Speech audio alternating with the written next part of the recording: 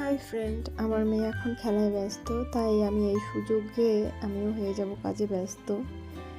তো আমি কী কী করছি সেটা তোমাদের সাথে শেয়ার করব। তো তার আগে আমি একটু ফ্রাইড রাইস খেয়ে নিচ্ছি, কারণ কাজ করতে গেলে শক্তির প্রয়োজন। আমার তো এতটা শক্তি নেই, কারণ আমি তো রোগী মানুষের তো শক্তি না থাকারই কথা।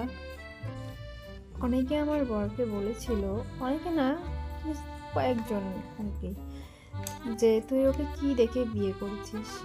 আর এই জায়গা আমার উপরটা দেখেও বিয়ে করছে, ভিতরে যে আমার রোগ আছে ও কি জানবে? ও কি ডক্টর ছিল যে ও আমাকে আগে সব চেক করবে তারপর ও আমাকে বিয়ে করবে? রোগ আর বিপদ ওটা কি বলে গিয়ে আসে? যেটা হবার সেটা হয়েই যায় যার সাথে হওয়ার। উপরওয়ালার কাছে দোয়া করি যে যারা যারা আমার নামে এসব কথা বলেছে তাদের আর তাদের পরিবারের যেন কারো এরকম কোনো রকম রোগ না হয়, কারণ তারা পরে পস্তাবে যে আমি কেন ওকে ভেবে বলেছি।